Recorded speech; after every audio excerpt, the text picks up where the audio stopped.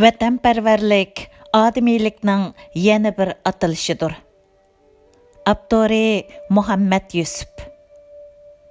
2. qism.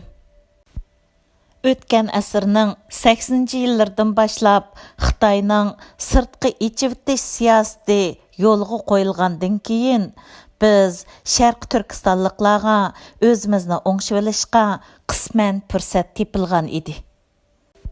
Bir tarafdan O'yg'ongan zimin, Uyg'urlar, Ana yurt qatorliq romanlar nashr qilinib, xalqimizda oz to'la vatanparvarlik ro'yi uyg'onishga boshlagan.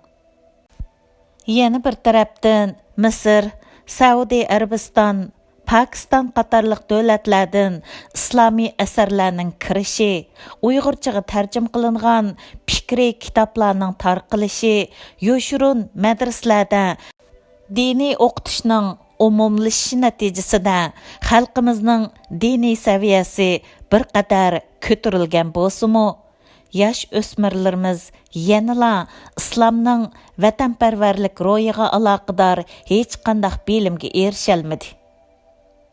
Chunki chet ellardan kirgizilgan diniy asarlar umuman shu davlatlarning ijtimoiy, siyosiy, diniy va madaniy ahvoliga qarab yozilgan asarlar bo'lganlikdan bu asarlardan xalqimiz oz to'la naf olgan bo'lsa-mu, ular kutilgan nafga erisholmadi. Xususan, madrasalardagi taliblarimizga dinimizdagi vatanparvarlikka aloqador bilimlar o'rgatilmadi. Ular umuman islom davlatlaridagi har xil jamoatlarning fikr qarashlari aks ettirilgan fikriy asarlarni ko'proq o'qiganlikdan ularda chet ellardagi shu jamoatlarga intiladigan, islom davlatlariga chiqib ketishga talpinadigan, vatan bilan kor bo'lmaydigan ahvol shakllandi. Bu salbiy ahvol Xitoyning yoshlarimizda bosh ko'targan atalmish hijrat safarbarligini bahona qilib, ularni Suriya qatorliq davlatlarga chiqarib, ulardan qutulish va ularni borgan joylarda Uyg'ur terroristlari deb e'lon qilib, bir chalmada ikki paxtak so'qish planiga yo'l ochdi. Chunki ashu dindor yoshlarimizda vatanparvarlik ro'yi va tushunchasi bo'lmaganlikdan ular o'z vatanini va xalqini o't ichida tashlab qo'yib, Suriya qatorliq davlatlarga jihad qilg'ili ketdi. Eng fojialik bo'lgan yeri shuki, islom dushmanlari musulmon yoshlarning eng'iga faqatla shahid bo'lib o'lish fikrini singdirishda g'alaba qildi. Shuning bilan har qaysi davlatlardagi musulmon yoshlar dinga xizmat qilish, Alloh taolaning dinini ustunlikka ega qilish, kofirlarni mag'lub qilish niyati bilan emas, faqatla shahid bo'lib o'lish uchunla jihad qilishdan iborat o'ng'ay yo'lni tanlab oldi. Ularning e'tiqodida ular jihad maydonlarida o'lsalar, masala hal bo'ladi va ular armoniga yetadi. Halbuki dinimizda amal, ibodatlarning qabul bo'lishi uchun niyatning xolis bo'lishila kifoya qilmaydi. Balki yo'nalishning Qur'on va sunnatning ko'rsatmasiga muvofiq bo'lishi shart. Shunga Payg'ambar alayhissalom va uning sahobalari shundaqla islomning oltin chog'larida yashab, 3 qit'ada hokimiyat yurgizgan musulmonlar jihad maydonlariga o'lish uchun emas, g'alaba qilish uchun chiqadi. Dushman o'zlaridan kuchli vaqtlarda jihadga chiqib, o'zlarini nobud qilib etmasdan payt kutadi. Shart-sharoit hozirlaydi. Bu xuddi Payg'ambar alayhissalom Makkadagi 13 yillik da'vat jarayonida kofirlarning inson qalbidan chiqqan vahshiyligiga, zulm, sitamlariga sabr qilib fursat kutganiga. Мәдинеден өмір қылыш үшін атланып шыққанда, капырлар алдыны тосып алып, Мәккеге кіргізмісімо, қобыл қылыш қиын болған нақ шартларны қойып тұрсымы, бейхуді қан төкілмісін деп, ularning shartlarini qabul qilib, Madinaga qaytib kelganiga o'xshaydi. Jihadni kutib, planni puxta qilib turganlarga oltindek fursatlarning keladiganligida shak yo'q.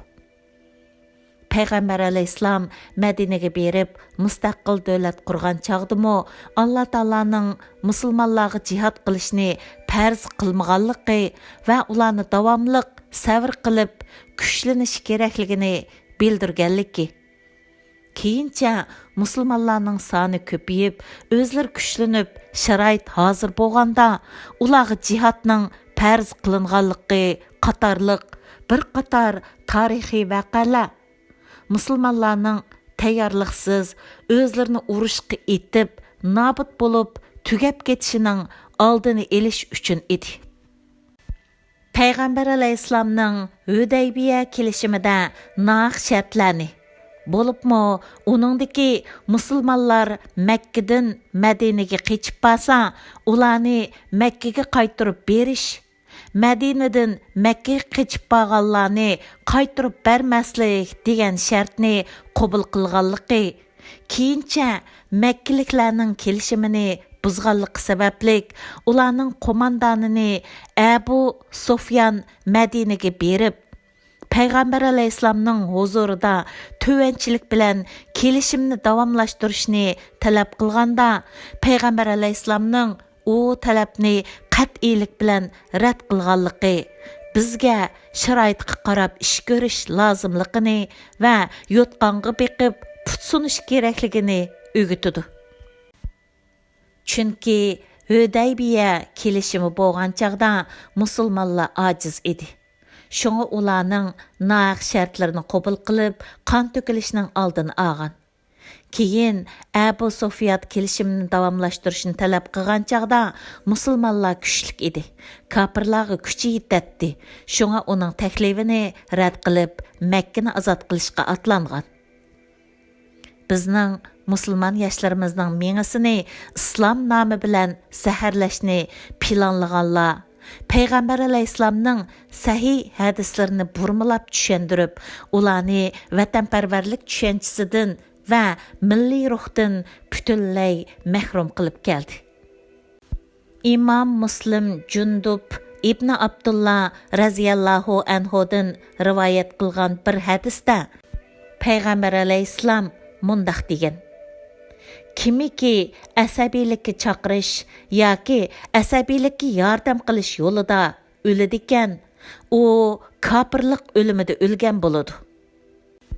Hadisdagi asabiylik qabilvozliklar burunqi jahiliyat davriga qaytish uchun qilingan barliq harakatlarni ifodalaydi. Chunki islom dinining g'albisiga tang kelolmay, majburiy musulmon bo'lgan arab qabilalarining to'lisi fursat topsila o'zlarining burunqi jahiliyat davriga qaytishni va shu jahiliyatga da'vat qilishni qo'ldan bermaydi. Payg'ambar alayhissalomning vafotidan keyinla ba'zi arab qabilalari orasida bosh ko'targan murtadlik, ya'ni dindan yenivilish harakati buning misoli. U chaqda Makka, Madina va Taif shaharlaridan boshqa shaharlardagi arab qabilalarining ko'p sonliqi murtad bo'lgan edi. Payg'ambar alayhissalom kimiki asabiylikka chaqirish yoki asabiylikka yordam qilish yo'lida o'ladigan, u kofirlik o'limida o'lgan bo'ladi degan so'zi islomdan yenivilib, burunqi jahiliyat davriga qaytmoqchi bo'lgan arablarga qartilgan ogohlantirishdir. Ammo musulmon yoshlarni zaharlashni planlaganlar bu hadisni ta'tir tushundirib, uni vatanparvarlikka, millatchilikka qartilgan deb jo'ylagan. Halbuki vatanparvarlik haqiqiy diyonatning ifodasidir. Yana İmam Buxari ve Muslim Ebu Musa raziyallahu anhudan rivayet qilgan bir hadisda mundaq kelgan. Peygamber aleyhisselamdan biri özünün küçünü gösteriş üçün uruş qılıdı, yeni biri asabiylik üçün uruşudu. Yeni biri özünün batır ekanligini gösteriş üçün uruş qılıdı. Bularning qaysi Allah yolida bo'lgan urush bo'ladi deb so'ralganida, kimiki Allahning dinini ustunlikka ega qilish uchun urushidi ekan, ashu Allah yo'lidagi urush bo'ladi deb javob bergan. Bu hadisni burmilganlar hadisdagi asabiylik degan so'zni vatanni deb urush qilish, millatchilik qilib urushish deb sharhlab, musulmon yoshlarni vatan so'ygisidan, vatan davosidan voz kechadigan holatga keltirib qo'ydi. Halbuki hadislarda kelgan asabiylik arablarning islomdan burunqi jahiliyat davriga qaytish uchun ilib borgan qilmishlarini ifodalaydi. Bu hadis ustidan tafakkur qiladigan bo'lsak, bu hadisdagi Allohning dinini ustunlikka ega qilish degan so'z vatanni qo'g'dashning farzligiga ishorat qiladi.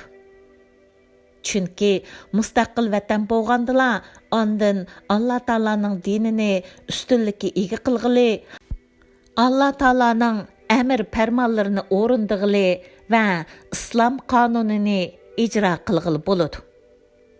Bunu Peygamber aleyhisselam nait yaxşı düşünətdi. Peygamber aleyhisselamның bir aylıq musafini besip, Təbük degan joyga berib, o joyda İslam dövlətiga xatimi beriş üçün toplanğan 40 mingdan ortiq Rim qo'shiniga hayva ko'rsatib, ularni urushsiz yengib, Мәдинеге g'oliblarcha qaytganligi Wetenperwerlikning eng yuqori ulgisi edi. Chunki shu chaqda Bizantiya imperatorligi o'z qo'shinlarini va rayondagi g'assasini arab qo'shinlarini to'plab, Madina islom davlatini yiqitish uchun urush tayyorligiga cho'mgan bo'lib, bu xabar Peygamber aleyhisselamga yetkazilgandan keyin Peygamber aleyhisselam Hijriyaning 9-yili, ya'ni milodiyaning 630-yili yoz kunlari havoning qattiq issiqligiga, musofining nihoyat uzunligiga qaramay 30 ming kishilik islom qo'shinini boshlab Tabuk rayoniga borgan. Agar Peygamber aleyhisselam bu urushga chiqmagan bo'lsa, ular Madinaga hujum qiladi. Shuning bilan musulmonlarning birdan-bir vatani bo'lgan Madina qo'ldan ketadi. Peygamber aleyhisselamda bo'lgan bu hushyorlikning va urush strategiyasining 100dan biri hozirgi musulmonlarda bo'lsa edi, islom diyori bugünkidek ba'zisi mustamlikida, ba'zisi cho'ng davlatlarning beqindichiligida qolmagan bo'ladi. 16-asrdan keyingi vaqtlardan boshlab musulmonlar islom diyoriga xiris qilayotganlar bilan kor bo'lmaydigan, dushman besib kirmaguncha o'rnidan qimirlamay o'ltirishni afzal ko'radigan bo'lib qolgan. Shu sababdan islom davlatlari dunyoning har qaysi joylaridagi mustamlikachilar tarafidan ishg'ol qilindi. Peygamber aleyhisselamның zamanidagi urushlarning har birini tadqiq qiladigan bo'lsak, bu urushlarning hammasi islom diyorini qo'g'dash uchun bo'lganligini ko'ramiz. Chunki navada sizning mustaqil davlatingiz bo'lmasa, Alloh taolaning dinini qanday qilib ustunlikka ega qila olasiz? Peygamber aleyhisselam yana mundaq degan: Özünün mal-mülkini qoğdaş yolida ölgen adam şehittir. Özünün cinini qoğdaş yolida ölgen adam şehittir. Özünün dinini qoğdaş yolida ölgen adam şehittir. Özünün ailesini qoğdaş yolida ölgen adam şehittir. Bu hadisni İmam Ahmad, Abu Davud ve Tirmizi qatarlıqlar rivayet qilgan. Allamu Albani sahih deb baholagan. Bu hadisni ulamolar mundaq sharhlagan. O'zining mol-mulkini yoki oilasini yoki dinini qo'g'dash yo'lida o'lib ketgan odam Alloh yo'lida shahid bo'lganlar qatoriga kirdi. Va oxiratda shahidlarga tayyorlangan mukofotlardan bahramand bo'ladi. Ma'lumki, mustaqil vataningiz bo'lmasa, na mol-mulkingizni, na oilangizdagilarni, na diningizni qo'g'dab qala olmaysiz. Shaksizki, jonni, mol-mulkni, oilani va dinini qo'g'dab turadigan birdan-bir qo'rg'on vatandir. Mustaqil vataningiz bo'lmasa, Xitoylar Sharq Turkistonda qilgandek mol-mulkingizni xohlagancha talon-taroj qiladi, oila a'zolaringizni usti ochiq turmalarga tashlaydi. Ularni xohlagancha o'ltirib, jasadlarini yoshirib, ko'midi yoki ichki organlarini o'g'irlab, ko'ydirib etadi. Diningizni xorlaydi, hatto butunlay cheklaydi. Endi sizga vatandan boshqa nima kerak? Demak, sizning insonlik salohiyatingiz bilan erkin yashashingiz uchun vatan kerak. Allah Taalaning mo'min bandasi bo'lib, yashashingiz uchun vatan kerak. Xitoy hukumatining yaqinqi bir qancha yildan beri vatanimizda elib berayotgan yo'qotish siyosati xalqimizdagi bu oz to'la uyg'onishnimi keyniga qaytaryapti. Sharq Turkistondagi yosh o'smirlarimizni ona tildan, dinimizni, vatanparvarlik ro'yidan butunlay mahrum qildi. Bu ahvolda vatandagi qarindoshlarimizdan bir narsa kutgili bo'lmaydi, albatta. Xalqimizning vatanparvarlik sapasini o'stirish, yosh o'smirlarimizning qalbiga vatanparvarlik ro'yini singdirish mas'uliyati chet ellarda, hur dunyoda yashayotgan Sharq Turkistonliklarga tushidi. Chet ellardagi Uyg'urlarning mas'uliyati og'ir. Chet ellarda yashayotgan Uyg'urlar mayli qaysi davlatda bo'lsin, ularning o'zlari turayotgan davlatlardagi xalqlarning vatanparvarlik ro'yidan oz to'la ta'sirot olmaydigani yo'q deb o'ylayman. Chunki Yevropaliklarning zimin talishib, birinchi va ikkinchi dunyo urushlarini qo'zg'aganligi, turklarning vatanini qo'g'dash yo'lida Chanaqqal'a va boshqa joylarda 100 minglarcha shahid berganligi, arablarning Aljeriyada vatanni ozod qilish uchun 2 million odami shahid berganligi har qanday bir odamni ta'sirlantirmay qolmaydi. Chet ellarda yashayotgan Uyg'urlarning o'zlari turayotgan davlatdagi xalqning afzal taraflarini, xususan ularning vatanparvarlik ro'yini o'rganishi eng aqalli talabdir. Chet ellardagi Uyg'urlar oldi bilan o'zlarida vatanparvarlik ro'yini turg'izishi, vatan uchun qimmatlik har narsani taqdim qilishning zarurligini bilishi, farzandlarda vatanparvarlik ro'yini yetildirishning oldingi bosqichidir. Shunga ona vatanning qadriga yetgan har bir Uyg'ur vatanparvarlikni, vatan muhabbatini qalbiga naqsh qilishi, oilasida vatanga munosabatlik materiallarni ko'proq o'qishi, vatanning tarixini obdan o'rganishi va farzandlarga so'zlab berishi lozim. Mümkün bo'lgan joylarda madras va maktabning darsliklari isloh qilinishi lozim.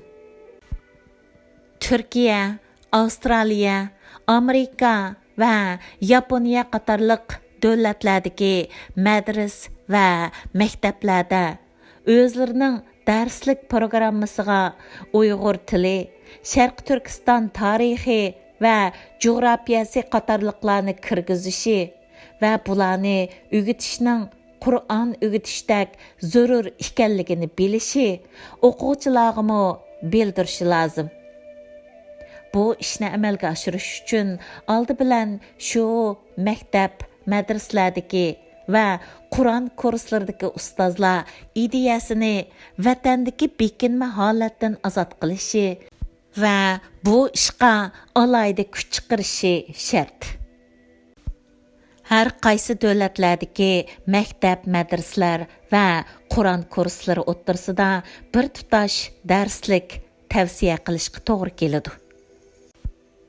Sharq Turkiston Ulamolar birligining 2018-yili İstanbulda chaqirilgan cho'ng yig'inida birlikning tarkibida qurilgan bir qancha guruh ichida tadqiqot guruhi nomida bir guruh qurilgan bo'lib, bu guruhning asosli vazifalaridan biri dunyoning har qaysi joylaridagi yosh o'smirlar uchun dinimizni, Uyg'ur tilini o'rgatadigan, vatanimizning tarixiy va jo'grafiyasini tunishtiradigan bir yurish o'qishliq hozirlab chiqildi. Uyg'ur farzandlari o'qiyotgan har qaysi maktab va madrasalarga tavsiya qilish haqida qaror ilingan edi. Tadqiqot guruhi mushu ish ustida jiddiy ishlamoqda. Yaqında bu tavsiya Sharq Turkiston Ulamolar birligi nomidan rasmiy e'lon qilindi. Tugadi. 2020-yili 26 aprel